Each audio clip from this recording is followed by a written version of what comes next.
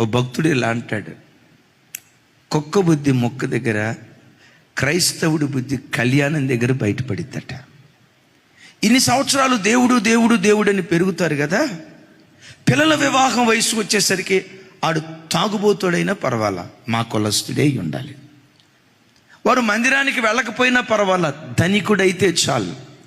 ఇన్ని సంవత్సరాలు వాళ్ళు నేర్చుకున్న ఆత్మీయతను, క్రీస్తును కులం దగ్గర తాకట్టు పెడుతున్నారు కొన్ని క్రైస్తవ కుటుంబాలు. ఆ తర్వాత ఏమవుతుందో తెలుసురా తల్లి, దైవము కాని వాటిని ఆరాధించే తరం బయలుదేరుతుంది. పశ్చిమ గోదావరి ప్రాంతం నుంచి ఒక తల్లి రెగ్యులర్గా మన లైవ్ చూస్తుంది. ఒకరోజు ఏడుస్తూ ఏడుస్తూ ఏమందో తెలుసా, మా బాబాయ్ నా జీవితాన్ని నాశనం చేశాడయ్యా. అమ్మా, ఏం చేశాడు మీ బాబాయ్? దైవము కాని వాటిని ఆరాధించే వ్యక్తులకు నన్ను ఇచ్చి వివాహం చేయించాడయ్యా. ఎవరితో వివాహం చేశారో తెలుసా?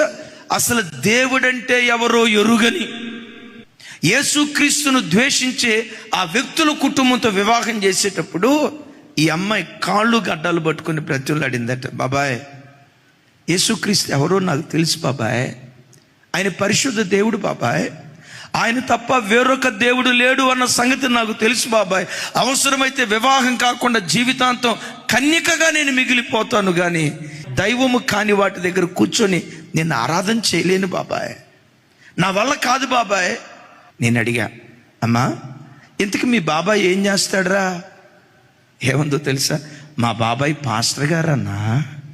అప్పుడు ఏం చెప్పాడట, భార్య తన సత్ప్రవర్తన ద్వారా వాక్యము లేకుండానే భర్తను, ఎక్కడ పరిస్థితి ఏంటో తెలుసా, పెనం మీద నుండి పొయ్యిలో పడ్డట్లుగా. యేసు ప్రభు ఆ పేరెత్తితే ఒప్పుకోరు. ఎన్నిసార్లు నన్ను కొట్టాడో. ఆదివారం చర్చికి పంపించయ్యా, ఇంతకు మించి నేనేం కోరుకోను. ఆ పేరెత్తేవో చంపుతా, మందిరానికి పంపించడమే కాదు, చివరికి ఇంటిలో కూడా నేను ప్రార్థన చేయించు, నేను ఒప్పుకోను. ఒకరోజు ఆ చెల్లి విసిగిపోయి భర్తతో అందట, అయ్యా మందిరానికి వెళ్లకుండా నా శరీరాన్ని బంధించావు, క్రీస్తును ఆరాధించకుండా నా ఆత్మను నువ్వు బంధించలేవు, ఇంటిలో ఉన్న నా క్రీస్తు నేను ఆరాధిస్తా.